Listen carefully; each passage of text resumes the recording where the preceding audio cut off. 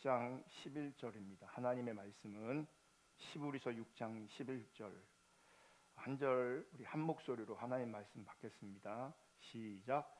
우리가 간절히 원하는 것은 너희 각 사람이 동일한 부지런함을 나타내어 끝까지 소망의 풍성함에 이르러.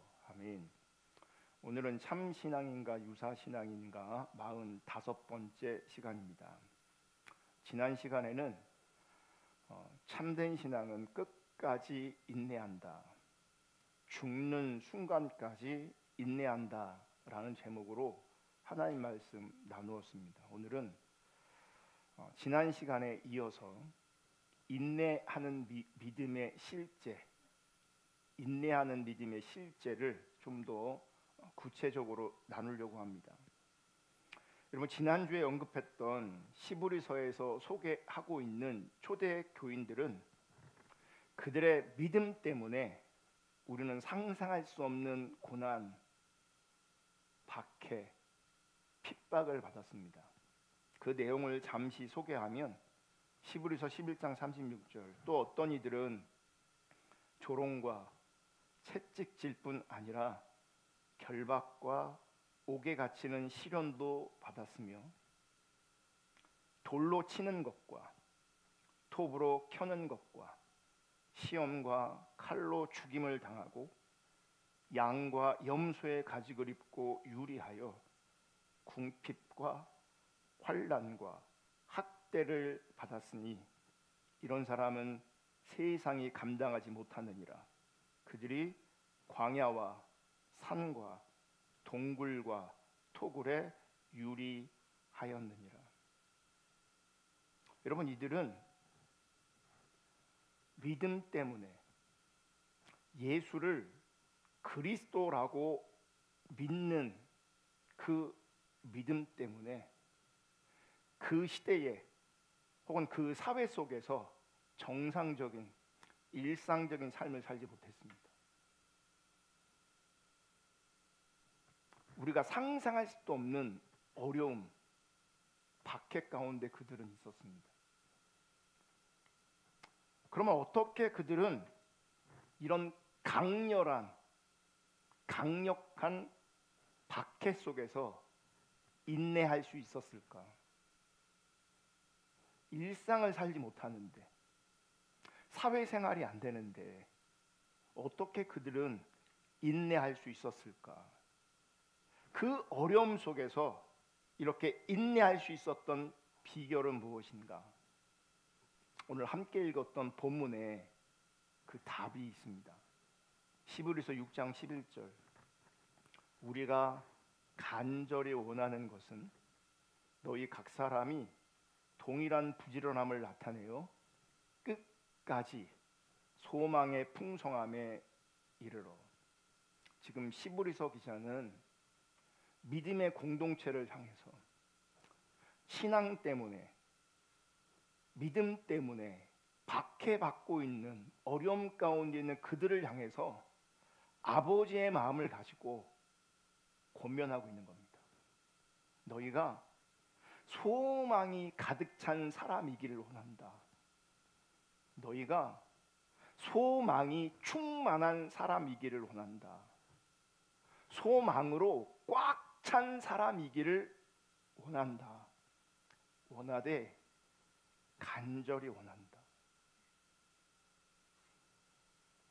그들에게 소망이 있기를 간절히 원하고 있습니다. 바울이 에베소서를 쓸 때도 비슷한 마음으로, 같은 마음으로 썼습니다. 에베소 1장 18절, 너희 마음의 눈을 밝히사 그의 부르심의 소망이 무엇이며 성도 안에서 그 기업의 영광의 풍성함이 무엇이며 그의 심의 위력으로 역사하심을 따라 믿는 우리에게 베푸신 능력의 지극히 크심이 어떠한 것을 너희로 알게 하시기를 구하노라. 지금 바울은 에베소 교회 교인들에게, 성도들에게 그의 부르심의 소망이 무엇인지, 자신들에게 부어진 그 소망이 무엇인지를 분명하게 알기를 원했습니다. 여러분, 지금 하나님께서도 우리가 소망으로 가득 찬 사람이기를 원하십니다. 우리 안에 소망이 있기를 원하십니다.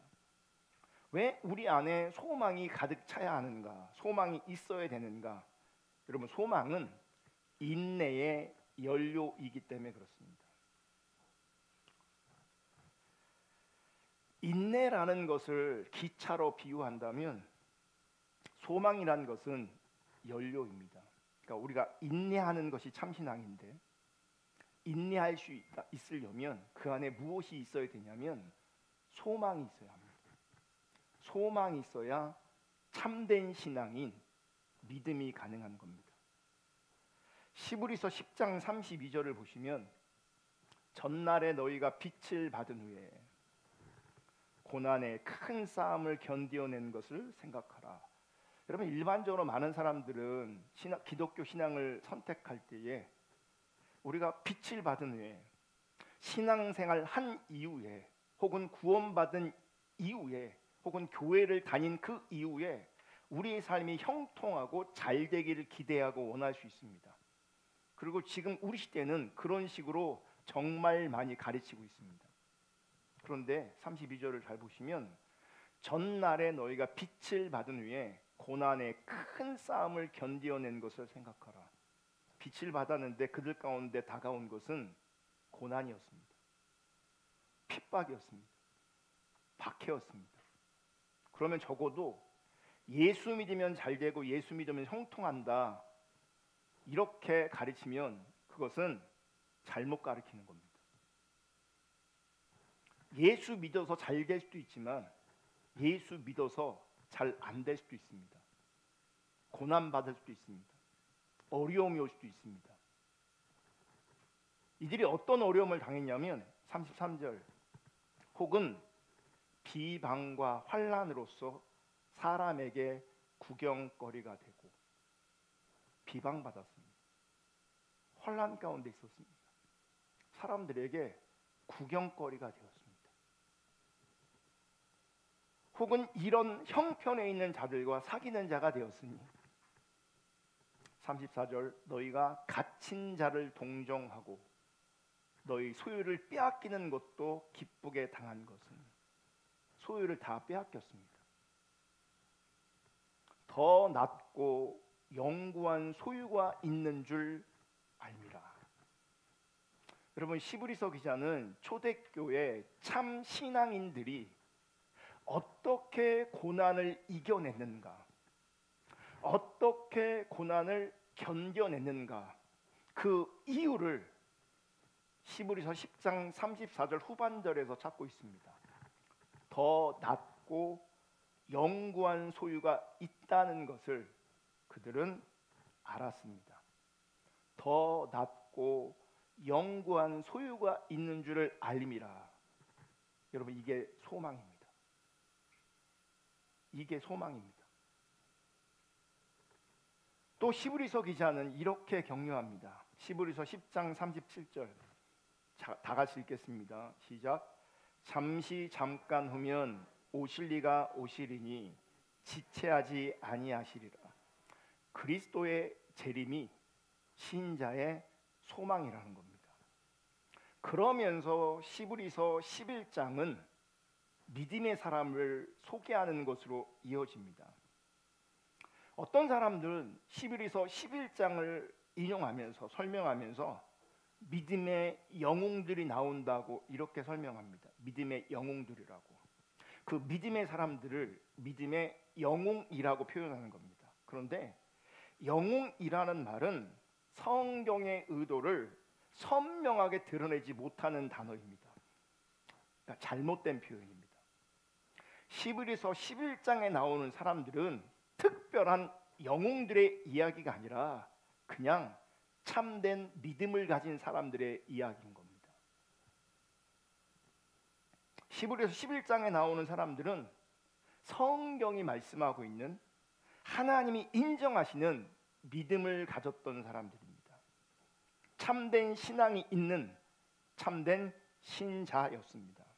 여러분, 참된 신앙은 어떤 특별한 사람들에게, 참된 신앙은 어떤 특별한 영웅들에게만 국한된 것이 절대로 아닙니다. 참된 신앙은 저와 여러분, 우리 모두에게 실제되어져야 하는 것입니다. 특별한 사람들의 영역이 아니란 얘기예요. 그러므로 히브리서 11장은 반드시 우리들의 이야기가 되어줘야 합니다. 믿음의 사람들의 이야기가 나오는 것처럼 우리도 믿음의 사람으로, 참된 신앙인으로 하나님 앞에 서야 되는 겁니다. 여러분, 히브리서 11장은 구약 성경을 통해서 알고 있는 한 사람 한 사람의 믿음의 이야기를 지금 나열하고 있습니다. 그러면서 믿음을 가진 사람들은 이러하다라고 설명하는 겁니다. 대단한 어떤 사람, 특별한 어떤 사람, 영적인 사람들을 나열하는 게 아니라 진짜 믿음의 사람은 어떠했는지를 설명하고 있는 겁니다. 그 진짜 믿음을 말하면서 너희도 그 진짜 믿음을 가져야 되고, 또 한편으로는 진짜 믿음은 이런 것인데 너희 안에 그 진짜 믿음이 있다라고 말하는 겁니다. 이게 격려가 되고 이게 위로가 되는 겁니다. 환난 가운데 있는 그들에게, 어려움 가운데 있는 그들에게. 10절에는 아브라함 이야기를 합니다. 이는 그가 하나님이 계획하시고 지으실 터가 있는 성을 바랐습니다. 이게 소망입니다. 여러분, 믿음 있는 사람들은요, 뭐가 있었냐면 소망함이 있었습니다. 소망이 있었다고요. 모세도 하나님의 상 주심을 바라고 있다, 바랬다, 이렇게 표현합니다. 히브리서 11장 26절, 그리스도를 위하여 받는 수모를 애굽의 모든 보화보다 더 큰 재물로 여겼으니 이는 상 주심을 바라봄이라. 모세도 소망함으로 인내한 것입니다. 그리고 모세는 애굽의 왕자라는 신분보다, 애굽의 보화보다 그리스도를 위하여 존재하는 것을, 하나님을 위해 존재하는 것을 더 소중하게 여겼습니다. 무슨 얘기냐? 애굽의 왕자라는 신분이 아무것도 아니었고 애굽의 모든 보화가 아무것도 아니었습니다.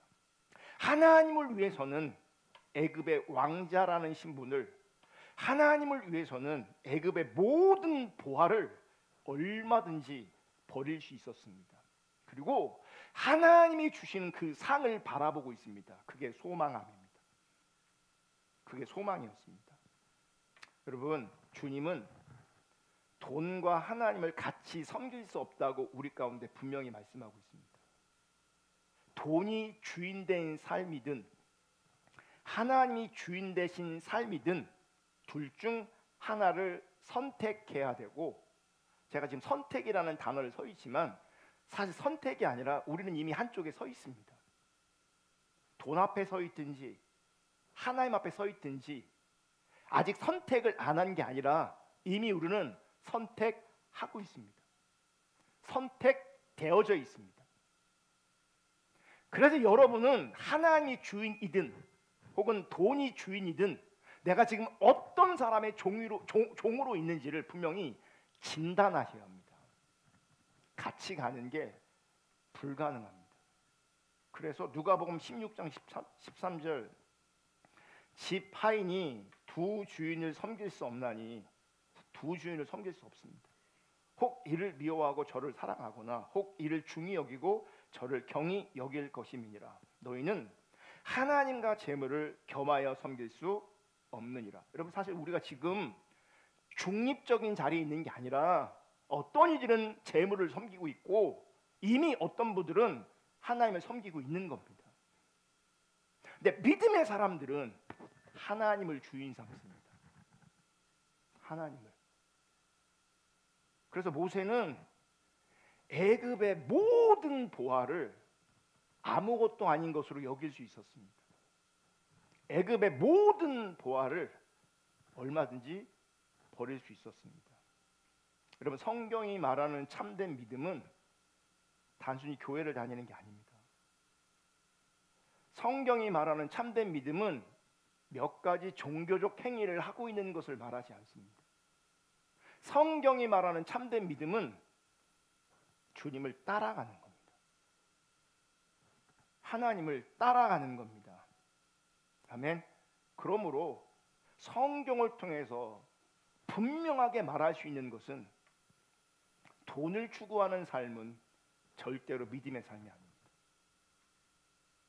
세상을 추구하고 있다면 그것은 절대로 성경이 말하는 참된 믿음이 아닙니다. 우리는 이 땅에서 어려움 당할 수도 있고 잘 안 될 수도 있고 더 나아가 핍박이 박해가 있을 수도 있습니다. 근데 성경이 말하는 참된 믿음은 그 속에서 하나님 바라보는 겁니다. 하나님 따라가는 것이고 그 참된 믿음을 통해서 우리 가운데 소망이 작동되고 있는 겁니다. 그 소망이 작동되고 있기에 인내하는 겁니다. 하나님 앞에서 인내하는 겁니다. 그게 성경이 말하는 참된 신앙입니다. 히브리서 11장 1절은 믿음을 이렇게 소개하고 있습니다. 믿음은 바라는 것들의 실상이요 보이지 않는 것들의 증거니 믿음은 바라는 것들의 실상이다. 믿음은 바라는 것이다. 여기서 바라는 게 뭔지 아십니까? 이게 정확하게 소망을 말하는 겁니다. 그러니까 믿음은 소망이다. 이렇게 표현해도 틀린 표현이 아닙니다. 자, 베드로전서 1장 3절 우리 주 예수 그리스도의 아버지 하나님을 찬송하리로다. 그의 많으신 긍휼대로 예수 그리스도를 죽은 자 가운데서 부활하게 하심으로 말미암아 우리를 거듭나게 하사 산 소망이 있게 하셨으며. 여러분, 성령님께서 거듭난 사람들에게 믿음과 함께 주시는 것이 있는데 그것은 산 소망입니다. 산 소망이 뭐냐면 이 산자가 살아있다는 얘기예요. 리브에 리브. 그러니까 믿음 있는 자에게 거듭난 자에게 뭐가 있냐면 살아있는 소망을 주신다는 거예요. 믿음과 함께 살아있는 소망이 함께 가고 있다는 겁니다. 그러므로 성경은 믿음과 소망을 분리해서 말하지 않습니다. 믿음과 소망이 지금 같이 작동되고 있는 거예요. 그래서 사도 바울은 이렇게 말해요. 로마서 8장 24절 우리가 소망으로 구원을 얻었음에 보이는 소망이 소망이 아니니 보는 것을 누가 바라리요. 소망으로 구원을 얻었음에 자 소망으로 구원을 얻습니까? 아니면 우리가 믿음으로 구원을 얻습니까? 믿음으로 구원을 얻잖아요. 근데 지금 뭐라고 말하고 있어요? 소망으로 구원을 얻었을 때에 마치 믿음이 아니라 소망으로 구원을 얻는 것처럼 표현하고 있단 말이에요. 그런데 이 구절은 소망이 조건되어져서 구원을 얻는다는 뜻이 아니에요. 우리가 소망 안에서 구원을 받았다는 얘기예요. 그러니까 소망은 구원의 수단이나 조건이 아니라 구원이 성취되는 과정 혹은 구원이 이루어지는 과정에 환경에 소망이 있다는 거예요. 무슨 얘기냐? 행함이 혹은 행위가 믿음의 열매인 것처럼 믿음의 열매가 행위고 행함인 것처럼 참된 믿음의 열매 중에 하나가 뭔지 아세요? 소망이라는 거예요. 그리고 믿음 안에 소망이 같이 굴러가고 있는 거예요. 그래서 마치 소망으로 구원을 얻은 것처럼 이렇게 표현하는 거예요. 그래서 로마서 8장 24절을 현대어 성경은 이렇게 번역하는데 이게 잘된 번역 같아요. 저는 현대어 성경 로마서 8장 24절 우리는 믿음으로 구원을 받았습니다. 이게 분명한 거죠. 우리는 믿음으로 구원을 받습니다. 그런데 믿는다는 것은 그러면서 믿음의 성격을 규정합니다. 믿음의 성격. 믿는다는 것은 아직은 갖고 있지 않더라도 장차는 얻으리라는 것을 알고 기다리는 것입니다. 이게 뭐예요? 소망하는 것입니다. 그러니까 믿음으로 구원을 받지만 그 믿는다는 것은 소망한다는 거예요. 소망하는 것이. 그러니까 믿음 있는 사람들은 뭐가 작동이 되냐면 소망이라는 것이 작동이 된다는 거예요. 그래서 진짜 구원 얻은 사람은 그 구원이 완성될 것을 바라보게 되어 있어요. 즉 미래형 구원의 완성을 바라보는 겁니다. 미래형 구원을 소망하는 겁니다. 그러니까 지금 내 안에 믿음이 실제라면 완성될 구원을 소망한단 말이에요. 미래형 구원의 완성을 지금 내가 소망하는 거라고. 미래형 그 구원을 지금 간절히 바라는 거라고요. 아멘. 그 소망 때문에 오늘을 인내하며 그 소망 때문에 오늘 두렵고 떨림으로 구원을 이루어가고 있는 거예요. 빌립보서 2장 12절 그러므로 나의 사랑하는 자들아 너희가 나 있을 때뿐 아니라 더욱 지금 나 없을 때에도 항상 복종하여 두렵고 떨림으로 너희 구원을 이루라. 두렵고 떨림으로 너희 구원을 이루라 말씀하시는데 어떤 사람이 두렵고 떨림으로 구원을 이루냐면 구원을 소망함으로 바라보는 자들이에요. 제가 지금 좀 듣기 불편한 얘기를 할 겁니다. 우리 옆 사람 악수하면 인사하겠습니다. 우리 정신 차립시다.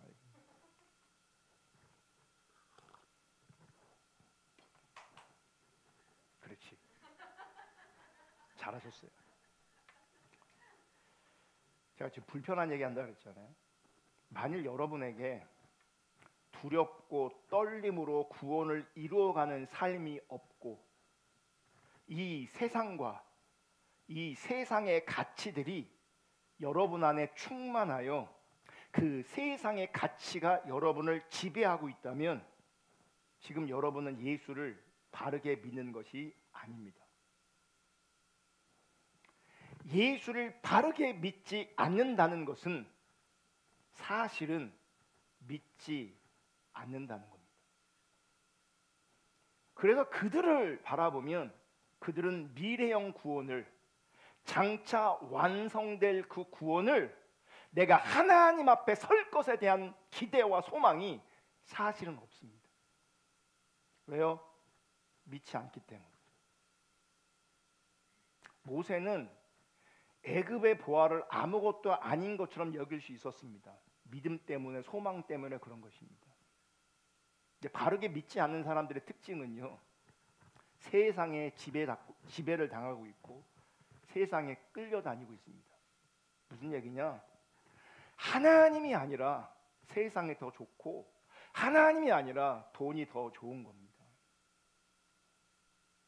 그런 사람들의 특징은요. 두렵고 떨림이 없습니다. 인내하지 못합니다. 다시 한번 말씀드리지만 두렵고 떨림으로 구원을 이루어가는 삶이 아니라면 세상의 가치가 여러분들을 지배하고 있다면 여러분들은 예수 바르게 믿는 것이 아닙니다. 즉 예수 믿고 있는 거 아닙니다. 여러분 참되게 믿는 사람은 근본적으로 하나님에 대한 인식이 있습니다. 하나님을 의식합니다. 하나님의 존재와 하나님의 임재에 대한 생각을 떨쳐낼 수가 없습니다. 이게 뭐냐면 느낌을 말하는 게 아니에요. 하나님 그분이 살아계신다는 것, 그분이 인식되는 거예요. 느낌으로 인식되는 게 아니라 인식되어지는 거예요. 참 말이 어렵죠. 느낌이 아니라고요. 근데 어떻게 인식이 되냐고요. 인식이 된다고요. 그분이 먼저 인식이 된다고요. 그분이 먼저 생각나진다고요. 그분의 존재에 대해서, 그분의 임재에 대해서, 그분에 대한 생각을 떨쳐낼 수가 없다고요. 무슨 얘기냐? 느낌, 체험 그런 것과 상관없이 그분에게 하나님이 가장 중요하다는 거예요. 하나님이 가장 소중하다는 거예요. 그래서 하나님의 말씀이 가장 소중하고 중요하게 됩니다. 하나님이 말씀하신 참된 구원을 추구하고 소망하게 됩니다. 그래서 하나님이 말씀하신 하나님 나라를 소망하게 됩니다. 그래서 참 신앙에는 하나님을 인식하여 하나님 때문에 우리 안에 소망이 있는 겁니다. 소망케 하는 겁니다. 하나님 뜻대로 살고 싶은 소망이 생기고 더 나아가 완성될 구원을 소망하고 그래서 천국을 소망하는 겁니다. 그래서 오늘을 인내할 수 있게 되어지는 겁니다. 데살로니가 전서 1장 3절을 볼게요. 너희의 믿음의 역사와 사랑의 수고와 우리 주 예수 그리스도에 대한 소망의 인내를 우리 하나님 아버지 앞에서 끊임없이 기억하미니. 너희의 믿음의 역사래요. 이 역사가 뭐냐면 행위를 말하는 거예요. 그러니까 믿음이 만들어내고 있는 행위를 믿음의 역사라고 표현하는 거예요. 믿음의 역사. 믿음이 만들어내는 행위를 말해요. 그리고 이어서 나오는 표현이 사랑의 수고래요. 이 사랑의 수고가 뭐냐면 섬김을 말하는 거예요. 사랑의 섬김을 말하는 거예요. 여러분, 하나님께서 믿음으로 만들어내는 행위, 사랑의 섬김, 이거를 인정하시는 거예요. 참 신앙으로. 제가 오늘 앞으로 뭐가 이렇게 자료로 쓰여질 것 같아갖고 뭐가 생각나서 1992년 다미 선교에 난리가 났었잖아요. 휴거된다고. 그때 영상을 이제 찾아봤어요. 그때요, 하도 우리나라가 그 휴거된다는 것 때문에 심각해서 방송 3사가요 그 휴거를 기다리는 사람들을, 그 교회들을 찾아가서 좀 다 찍었어요. 그 전에도 취재도 많이 했고 그날 당일 취재했어요. 카메라 들고. 그럼 주님 그때 오셨을까요? 안 오셨을까요? 오셨어요? 안 오셨어요? 안 오셨어요. 근데 여러분도 찾아보십시오. 그때 그 영상 보면 휴거, 이단, 잘못된 신앙 이런 거 다 빼고 모양만 보세요. 기독교예요. 모양만 보세요. 그들에게 엄청난 열정이 있어요. 엄청난 열정. 폭발적인 열정이 그들 가운데 있어요. 현상이 있어요. 눈물이 있어요. 보시면 난리도 아니에요. 가만히 있지를 못해요. 막 같은 기독교인이지만 내가 민망할 정도로 난리도 아니에요. 진짜 난리도. 울고 불고 난리도 아니에요. 그날 밤 주님이 안 오셔서 너무 감사해요. 주님이 안 오셔서 너무 감사해요. 주님이 안 오심으로 말미암아 그들이 가짜인 것이, 그들이 잘못된 믿음인 것이 다 드러났어요. 그럼 그때 그 사람들은 다 어디 갔을까요?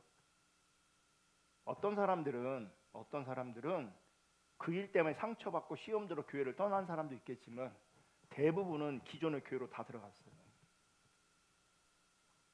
여기 있다고요. 여기. 그 현장에 있던 사람이 여기 있을 수도 있어요. 재림하실 줄 알고. 그 형태를 잘 보셔서 그 형태와 오늘날 비슷한 형태가 나타나는 사람들이 아직도 많아요. 열광적이고 뜨겁고 체험을 얘기하고 하나님 음성 들었다고 하고, 그 당시 주님이 오신다는 음성 들은 사람들이 굉장히 많습니다. 주님이 재림하신다고 음성을 들었대요. 하나님 자기의 말씀하셨대요. 여러분, 그런 것들이 참 신앙의 열매나 참 신앙의 증거가 절대 아닙니다. 참 신앙의 열매는 믿음으로 말미암은, 믿음이 만들어낸 행위이고, 그 믿음이 만들어낸 그 행위는 사랑의 섬김이에요. 사랑의 섬김이라고요. 하나님은 믿음이 만들어낸 그 행위, 사랑의 수고와 사랑의 섬김만 믿음으로, 참된 믿음으로 인정하시는 겁니다. 음성 들었다고요. 음성 체험했다고요. 그거에 하나님 다시 분별하실 거예요. 그게 본질이 아니라니까요. 본질은 내가 하나님을 인식하여 그분 앞에서 믿음으로 사는 것이고, 믿음으로 사는 그 안에는 사랑의 수고가 있다고요. 사랑의 섬김이 있다고. 여러분의 삶에 그 사랑의 섬김이 없으면 여러분 가짜예요. 참된 믿음의 열매는 사랑의 섬김이라고요. 사랑의 수고라고요. 아멘. 그래서 데살로니가전서 1장 3절을 세 번역은 이렇게 번역합니다. 또 우리는 하나님 우리 아버지 앞에서 여러분의 믿음의 행위와, 믿음의 역사가 아니고 믿음의 행위와 사랑의 수고와 우리 주 예수 그리스도께 둔 소망을 굳게 지키는 인내를 언제나 기억하고 있습니다. 그러면서 믿음의 행위, 사랑의 수고와 섬김하고 같이 등장하는 게 뭔지 아십니까? 인내예요. 인내. 이것을 참된 믿음의 열매라고 말하는 거예요. 믿음으로 나타나는 행위, 사랑의 섬김, 또 따라오는 게 뭐라고요? 인내라고요. 인내. 여러분, 주의 이름으로 선지자 노릇하고, 주의 이름으로 귀신을 쫓아내고, 주의 이름으로 병을 낫게 해도 그것이 믿음에서 비롯된 것이 아니면, 선지자 노릇하고 귀신 쫓아내고 병을 고치는 이 모든 것들이 믿음에서 혹은 참된 신앙에서 나오는 게 아니라면 아무런 의미가 없습니다. 아무런 소용이 없습니다. 믿음 없이 행한 것은 참된 신앙이 아니라면 그것이 선지자 노릇이건 귀신을 쫓아낸 것이건 병을 낫게 하신 것이든 그 어떤 것이라도 성경이 말하는 참된 믿음으로 행한 것이 아니라면 아무 소용없습니다. 그리고 아무런 의미도 없습니다. 그리고 하나님 없이 참된 믿음이 아닌데 선지자 노릇하고 귀신 쫓아내고 병을 낫게 하고 열심히 신앙생활 하잖아요. 그 사람은 반드시 100% 그게 자기 의로 작동되게 됩니다. 여러분, 그게 자기 의로 작동되잖아요. 이건 은혜의 반대에 있는 거거든요. 자기 의로 작동되어지면 그분은 그리스도에게 끊어지게 됩니다.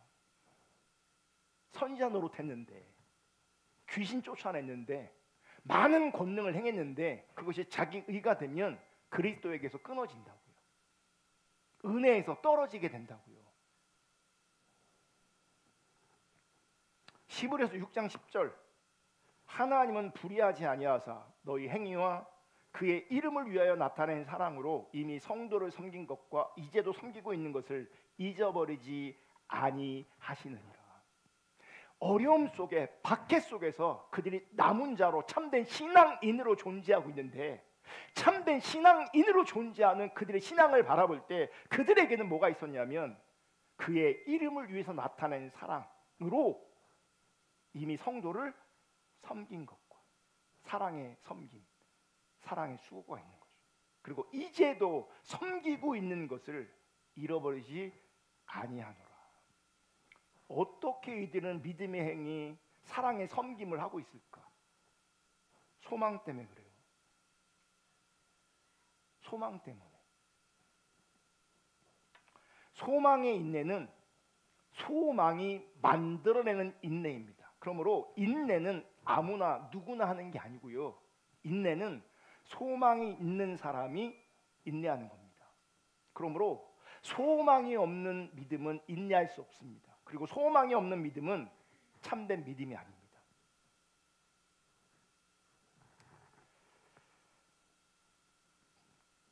그래서 히브리서 기자는 끝까지 소망의 풍성함에 이르기를 간절히 원한다라고 격려하고 있는 거예요. 소망을 잃어버리지 말아라. 너의 중심 가운데 그 소망이 꽉 차 있어야 된다. 그 소망만큼은 붙잡고 있어야 된다. 이렇게 강력하게 권면하고 있습니다. 여러분, 소망이 풍성해야 인내할 수 있다는 것을 아는 것만으로 부족합니다. 소망의 내용이 분명해야 합니다. 소망의 내용이 분명해야 인내할 수 있습니다. 그럼 소망의 내용이 뭐냐? 여러분, 사도 바울은요 종종 죽음을 사모하는 듯한 표현을 합니다. 죽음. 빌립보서 1장 21절부터 볼게요. 이는 내게 사는 것이 그리스도니 죽는 것도 유익함이라. 그러나 만일 육신으로 사는 이것이 내 일의 열매일진데 무엇을 택해야 할는지 나는 알지 못하노라. 23절. 내가 그 둘 사이에 끼었으니 차라리 세상을 떠나서 그리스도와 함께 있는 것이 훨씬 더 좋은 일이라. 그렇게 하고 싶으나. 이게 뭐예요? 차라리 세상을 떠나고 싶다. 내가 이게 뭐예요? 내가 지금 죽고 싶다 이렇게 표현하는 거예요. 죽고 싶어요. 고린도서 5장 2절. 참으로 우리가 여기 있어 탄식하며 하늘로부터 오는 우리 처소로 덧입기를 간절히 사모하노라. 이게 바로 하늘로부터 오는 우리 처소로 덧입기를 간절히 사모하. 이게 죽고 싶다는 얘기예요. 이 말이. 그러니까 말씀을 보면 바울은 죽음을 사모하는 듯한 표현을 하고 있습니다. 그런데 여러분, 지금 사도 바울이 갈망하고 있는 것은 죽음 자체가 아니에요. 죽음 자체가 아니라 그리스도와 함께하는 거예요. 그리스도와 함께하는 거예요. 여러분, 죽음 자체가 좋은 게 아닙니다. 왜 죽음 자체가 좋은 게 아니에요? 죽음은 죄 때문에 들어오는 거예요. 원래 하나님 창조하셨던 인간에게는 죽음이 없었어요. 그럼 죽음은 왜 생겼냐? 죄 때문에 생긴 거예요. 그러므로 죽음은 좋은 게 아니에요. 그래서 우리는 죽음을, 인간들은 보편적으로 다 두려워합니다. 그런데 바울은 죽음을 얘기하고 있고 죽고 싶다고 얘기하고 있어요. 왜 그러냐? 죽음을 원하는 게 아니라 죽음을 넘어서서 그리스도와 함께하고 싶어하는 그 심정이 내가 죽고 싶다라고 하는 고백으로 그렇게 표현되어지는 거예요. 그러니까 죽고 싶다가 아니라 내가 주님과 함께하고 싶다는 얘기예요. 왜 주님과 함께하고 싶습니까? 여러분, 이 땅에서는요, 아무리 신앙생활을 열심히 하고 뭐 영성이 있고 성숙하고 뭐 아무리 얘기해봐야 이 땅에는 한계가 있어요. 우리가 성숙하다가 말할 때, 누군가를 성숙하다가 말할 때 그건 우리의 관점에 성숙한 거지 하나님 관점에 성숙한 게 아니에요. 우리는 사실 제가 정직하고 진실하게 말씀드리면 저도 성숙하지 않아요. 우리가 하나님 앞에 이 땅에서는 성숙할 수가 없어요. 우리가 온전케 되는 그 일은 이 땅에서 되는 게 아니고 주님과 함께 할 때요. 죽음 너머에 주님과 함께 할 때요. 고린도 후서의 말씀도 그래서 단지 죽음으로써 육체의 몸을 벗는 것이 아니라 부활의 몸, 영화로운 몸을 입는 것, 즉 우리 구원의 완성인 영화를 사모하는 거예요. 우리가 칭이 되었다면 성화를 사모하고 성화되었다면 우리가 영화를 사모하는 거예요. 아멘. 그래서 사도 바울은 죽음 자체를 사모하고 갈망하는 것이 아니라 죽음을 통해서 영화로운 온전한 구원, 주님과 함께하는 것, 그것을 사모하는 겁니다. 단순히 죽음을 동경한 게 아니라. 조나단 에드워드가 신앙 감정론에서 이런 얘기합니다. 천국에 가고자 하는 갈망이나 죽고 싶은 갈망은 좀 더 거룩한 마음을 추구하는 갈망과 같이 참된 성도를 구분짓는 특징이 될 수 없다. 그러니까 표현은 나 천국 가고 싶어, 나 빨리 죽고 싶어. 근데 그 거룩한 마음, 참된 믿음이 그런 고백을 통해 드러나는 게 아니라고요. 그것이 참된 성도를 구분짓는 특징이 아니라고요. 단순히 천국 가고 싶은 소망, 단순히 죽고 싶다는 그 갈망이 참된 성도의 모습이 아니라고요. 좀 전에 말씀드렸지만 바울은 단순히 천국을 사모하는 게 아니에요. 단순히 죽음을 사모하는 게 아니에요. 바울은 죽음 이후에 그리스도와 함께 할 것을 사모하고 갈망하고 있는 겁니다. 살기가 힘들어서 내 인생이 별 볼 일 없어서 죽음을 생각하고 천국을 언급한다면 그것은 참된 믿음의 증거가 아니에요. 여러분, 바울에게는 많은 고난이 있었습니다. 바울에게 많은 고난이 있었다는 그 말은 바울의 삶이 매우 힘들었다는 얘기예요. 여러분, 성경적으로 보면 고난이 복일 수 있습니다. 맞습니까? 고난이 복이에요. 맞아요? 틀려요? 고난이 복이에요? 대부분 지금 아멘 하셨어요. 지금 고난이라는 복을 받을 지어다. 아멘 몇 사람 안 해. 지금 고난이 복이라며요. 주여 이런단 말이에요. 성경적으로 고난은 복이에요. 성경적으로 고난은 분명히 복이에요. 하지만 그럼에도 불구하고 고난이 즐거운 사람은 한 사람도 없습니다. 고난이 복이지만 고난이 즐겁지 않은 것은 바울도 마찬가지입니다. 어쨌든 바울도 많은 고난으로 말미암아 그의 인생살이가 힘들었을 겁니다. 그러나 바울은 단지 이 세상을 사는 것이 힘들어서 귀찮고 짜증나서 일이 많아서 죽고 싶다고 말한 게 아닙니다.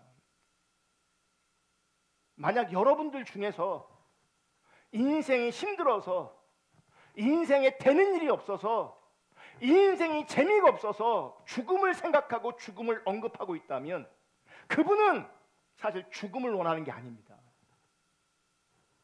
자신의 삶이 힘들고 짜증나고 재미없음을 죽고 싶다, 살고 싶지 않다, 천국 가고 싶다 그렇게 표현할 뿐인 겁니다.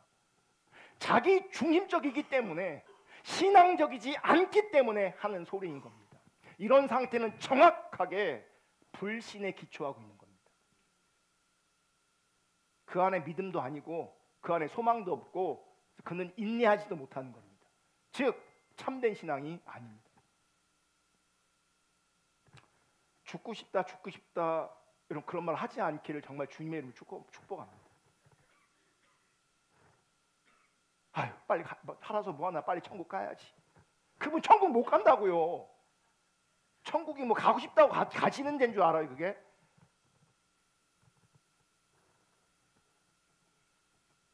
천국에 그냥 가고 싶어서 가는 곳이라면 다 가지. 지옥 원하는 분 손 들어봐요. 지옥. 참된 믿음으로만 천국 갈 수 있는 거예요. 우리가 천국을 사모하는 것은 좋은 데고 영생하는 곳이어서가 아니에요. 주님과 함께 할 수 있는 곳이기 때문에 천국을 사모하는 거예요. 여기서도 내 인생이 내 뜻대로 안 돼 짜증나서 힘들어서 죽고 싶다 천국 가고 싶다고 얘기하면 그분이 만약 천국 가잖아요. 그분 거기 가서도 죽고 싶다 그럴 거예요. 참된 신앙이 아니어서 이 자기 중심성은요 천국 가도 채워지지가 않아요. 타락한 본성은 만약 천국 가도 채워지는 게 아니에요. 그렇게 우리의 구원이 완성되는 게 아니에요.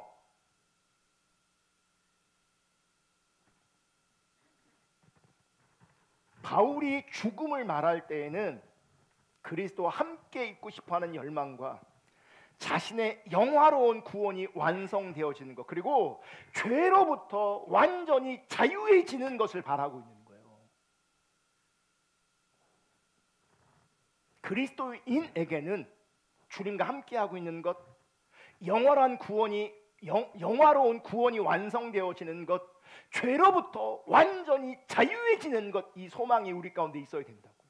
참된 믿음은 이런 소망을 간직하고 있다고요. 주님과 함께하는 것, 영화로워져서 구원이 완성되어지는 것, 그래서 죄의 지배로부터 완전히 단절되어지는 것. 18세기 북미 인디언 선교사로 섬기다가 29살에 순교한 분이 있습니다. 데이비드 브레이너드입니다. 29살에 죽었어요. 이분이 자기 일생 가운데 일기를 썼거든요. 그 중에 한 대목이에요. 1742년 6월 10일 토요일 일기입니다. 내가 간절히 바라는 것은 죽어서 그리스도와 함께하면서 그분의 영광을 보는 것이다. 오 나의 약하고 지친 영혼이 내 아버지 집에 도착할 날을 갈망한다. 사역을 열심히 감당하는데 한편으로는요 죄와 싸워야 돼요. 자기 연약함이 드러나요. 그러면 그럴수록 그 천국을 사모하는 거예요. 주님 앞에 서야, 주님과 함께해야 영화롭게 되고 죄의 지배로부터 완전히 벗어나게 되는 거예요. 어떤 사람은 데이비드 브레이너드가 우울증이 있어서 이런 식으로 자꾸 표현했다 말했다라고 하는 사람이 있어요. 그런데 브레이너드의 전기를 쓴 존 손버리라는 사람이 이렇게 설명합니다. 그가 자주 죽고 싶다고 표현한 것은 단지 이 생의 고난과 역경을 회피하고 싶어서 그런 것만은 아니다. 물론 그런 동기를 전혀 무시할 수 없지만 그에게는 천국에서의 최종적인 모습이 생의 최고의 목표였다. 주님을 사랑해서 주님과 함께하고 싶은 거예요.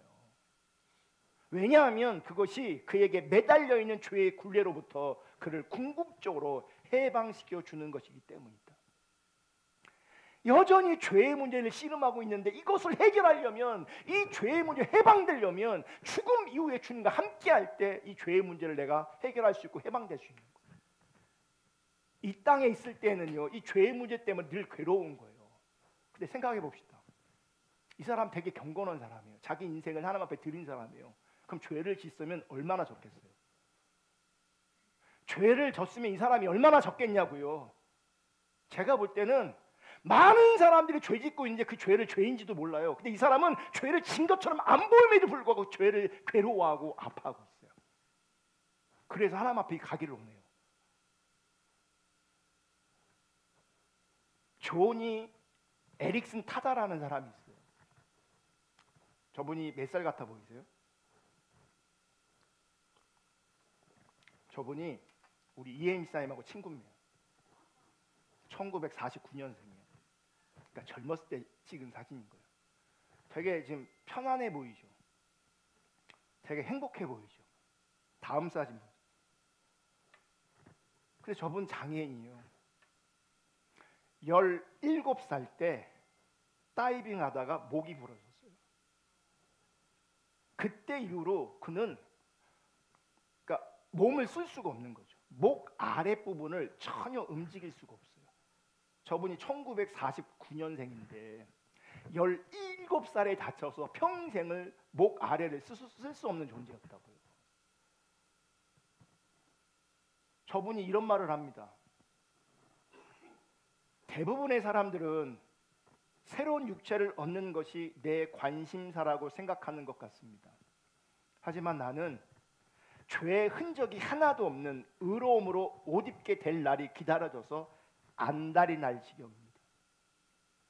나에게는 그것이 천국이 주는 가장 귀한 것이기 때문입니다. 단순히 불구의 몸 벗고 싶다는 차원에서 천국을 바라는 것이 아니라 죄에서 벗어나고 싶다, 죄에서 해방되고 싶다라고 하는 관점에서 천국을 사모하고 있고, 뭐라고 돼 있어요? 죄의 흔적이 하나도 없는 의로움으로 옷 입게 될 날, 이건 죽음을 말해요. 죽음을 기다리고 있고, 그리고 뭐라고 표현? 안달나 있대요 지금. 왜요? 죽음을 통해서 주님과 함께할 때, 영화로 말미암아 온전한 구원이 실제되었을 때 이 죄에서 자유롭게 되는 거예요. 또 물어볼게요. 이분은 17살 이후로 목 아래를 쓸 수가 없어요. 그럼 이 사람이 무슨 죄를 졌겠어요? 무슨 죄를 졌겠냐고요? 네? 근데 이 사람은 죄에서 벗어나고 싶어요. 죄로 인식도 못하는 사람은 믿음이 아니에요. 이 사람은 목 아래 쓸 수 없는데 누가 봐도 죄 지은 적이 없어요. 근데 죄를 고민하고 있어요. 그 죄에서 벗어나고 싶어요. 그런 관점에서 죽음을 통과해서 주님과 함께하기로 해요. 왜냐하면 주님과 함께해야 영화롭게 되거든요. 죄에서 벗어날 수 있거든요. 바울이 로마서 8장 23절 이렇게 고백합니다. 로마서 8장 23절 다 같이 읽습니다. 시작. 그뿐 아니라 또한 우리 곧 성령의 처음 익은 열매를 받은 우리까지도 속으로 탄식하여 양자될 것 곧 우리 몸에 속량을 기다리리라. 성경을 보면 여기서 몸에 속량을 기다린다, 요거 좀 담아두세요. 바울은 몸에 속량을 기다리고 있어요. 또 하나 우리가 봐야 될 것은 지금 바울은 속으로 탄식하고 있어요. 탄식. 이 탄식을 다른 성경은 뭐라고 번역하고 있냐면 신음하고 있어요. 신음. 탄식, 신음 이 같은 뜻이에요. 뭐예요? 속에서 어쩔 줄 모르는 탄식과 신음으로 끙끙대고 있는 거예요. 누가요? 바울이. 제가 금요일 날 리차드 포스터를 통해서 우리 시대의 신앙의 가장 문제점을 그분이 어떻게 진단하냐면 우리 시대의 신앙이 너무 얕아, 너무 가벼워. 이게 우리 시대의 문제래요. 얕아, 가벼워. 깊은 건 뭐냐? 바로 이거예요. 탄식이 있는 거예요. 신음이 있는 거예요. 이 탄식과 신음으로 말미암아 끙끙대고 있는 거예요.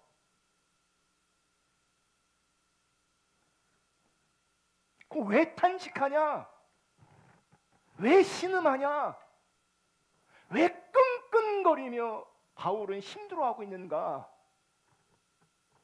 조니 에릭슨 타다에 갈망하고 지금 일치하는 겁니다. 우리 모두의 이런 탄식이, 신음이, 끙끙거림이 하나님 앞에 있어야 합니다. 특정한 어떤 사람만 그러는 게 아니라 우리 모두는 이 탄식하는 자리, 신음하는 자리, 속으로 끙끙거리는 이 자리에 분명히 우리 가운데 있어야 합니다. 이게 깊은 겁니다. 얕은 사람들, 가벼운 사람들, 이 탄식과 이 신음이 없습니다. 왜 탄식하고 신음하고 끙끙거리냐? 몸의 속량 때문에 그래요. 몸의 속량. 그리스도 안에 있기 때문에, 내가 구원 받았기 때문에 더 이상 죄의 노예는 아닐지 몰라도 여전히 죄로 말미암아 넘어지고 쓰러지는 내 육신의 한계를 보는 거예요. 우리가 아무리 성숙해져도 내 일생일대에 엄청난 은혜가 경험되어져 체험이 있어도 우리는 이 몸에 속량이 필요한 존재예요. 여전히 우리 안에는 죄된 본성이 작동되고 있다고요. 그게 인식되시기를 주님의 이름으로 축복합니다.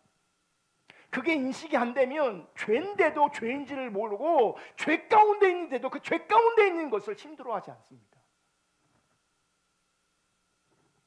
참된 성도는 영혼의 구원뿐 아니라 몸이 부활하여 영화로운 몸을 입게 되는 그날, 자신을 넘어뜨리고 자기를 힘들게 하고 자기를 불행하게 하고 자기를 비참하게 하는 그 모든 죄의 세력을 짓밟아 버릴 날을 탄식하며 신음하며 끙끙거리며 소망하고 있는 겁니다.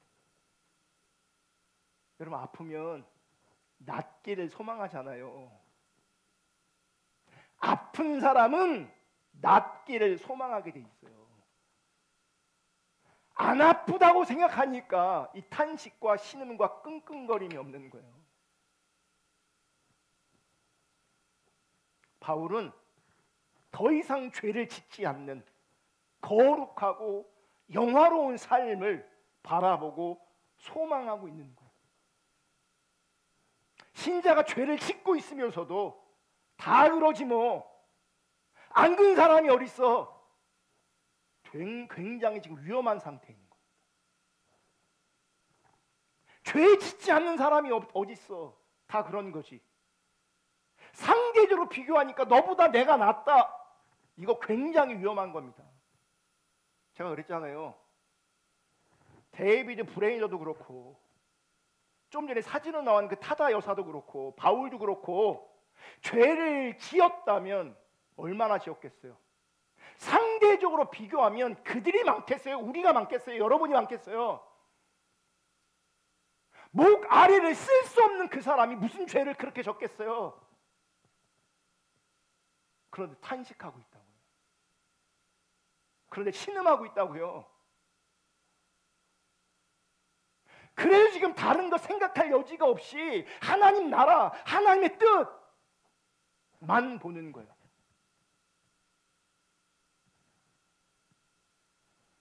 예수 믿는 사람이 죄 짓고 있는 자신을 발견할 때 비참하게 느껴져야 합니다. 그게 탄식으로 나와야 되고, 그게 신음으로 나와야 되고, 그게 끙끙거림으로 나와야 합니다. 저는 어렸을 때부터 하나님께서 많은 은혜를 주셨습니다. 너무너무 감사해요. 진짜 감사해요. 제 친구 몇 명이 이 강단에서 설교할 수 있는 기회가 몇 번 있었거든요. 한 친구는 강단에 서자마자 저를 이렇게 기억하고 있더라고요. 우리 요한 목사님 옛날에 기억하면 눈물이 많았다고, 맨날 울었다고. 은혜가 있어서 그런 거예요. 은혜가 있어서. 과거에 저를 만났고 알았던 사람들은요, 눈물이 많고 열정적이고 신실하고 이런 이미지로 저를 기억해요. 제가 솔직히 얘기하면요, 제가 만났던 많은 관계성 공동체 안에서 제가 사랑을 엄청 받았습니다.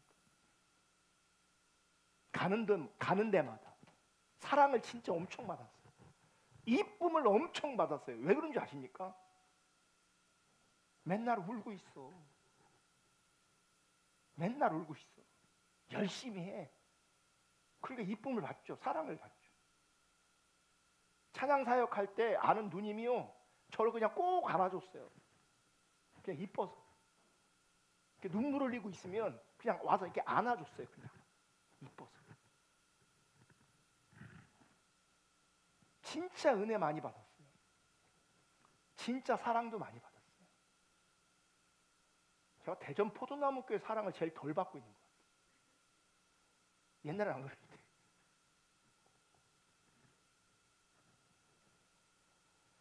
진짜 많은 은혜와 사랑을 받았는데, 이제 군대를 가기 시작하면서 군대 이후에 하나님이 저를 다루기 시작했어요.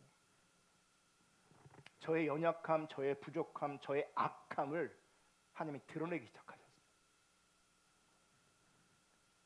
없던 게 생긴 게 아니죠.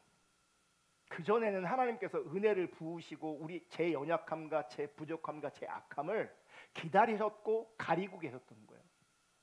근데 어느 순간부터 제 연약함, 제 부족함, 제 악함을 드러내기 시작하셨어요. 제가 특별히 외부적으로, 윤리적으로, 도덕적으로 죄진 게 없어요. 그럼에도 불구하고 하나님 앞에서 이 자기 중심성 등 해서 내 연약함이, 내 부족함이 자꾸 비춰지는데, 그러면서 여러분 하나님의 임재가 거쳐버렸어요. 하나님의 임재가 없는 거예요. 너무 답답하고 너무 힘든 거예요.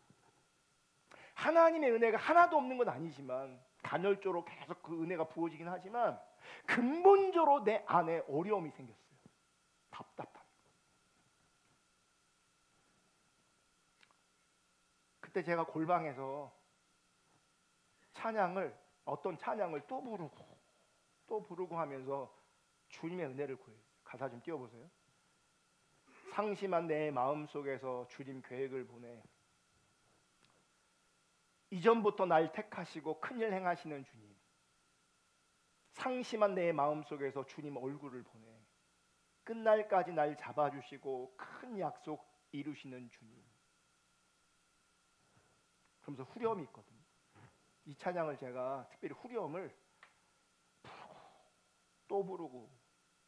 부르고 또 부르고 있어요. 나는 어리석고 미련한 사람인데 주님 왜 날 사랑하시는지, 나는 교만하고 부족한 사람인데 주님 왜 날 세워 주시는지. 이 찬양을 부르고 또 부르고 또 불렀어요. 사실은 여러 가지 원인들 중 하나 뭐가 있냐면 현실을 직면할 때 제가 너무너무 무능한 거예요. 정말 무능한 거예요. 아무리 봐도 나는 어리석고 미련한데, 근데 또 세미하게 주님이 날 사랑하시는 것을 내가 부정할 수가 없어요. 아무리 봐도 나는 교만한데 부족한데, 근데 주님은 날 세우기로 하십니다. 미치겠어요. 막 힘들고 답답해서. 그러니까 주님이 오실 때까지 부르고 또 부르고 또 부르는 거예요. 내가 이런 사람입니다. 주님 도와주세요.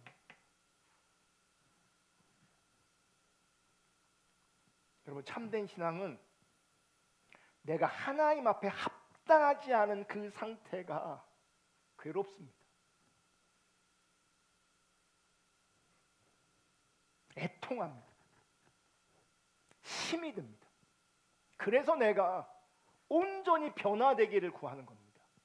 그 변화에 대한 갈망이 결국 천국을 소망하게 되고, 천국은 단지 그냥 좋은 데 가는 데 아니고요, 육체의 속량을 소망하는 겁니다. 육체를 안고 있는 한 이 고백을 끊임없이 하는 거예요. 나는 어리석고 나는 미련한데, 나는 교만한데, 나는 부족한데. 벗어날 수가 없는 거예요. 벗어나지지 않는 거예요. 그래서 그분을 사모하는 거예요. 주님 앞에 서기를 사모하는 거예요. 영화를 사모하는 거예요. 육체의 속량을 사모하는 거예요. 그래서 오늘 믿음으로 인내하며 그 소망을 따라가고, 믿음으로 인내하며 그 소망함을 붙잡는 거예요.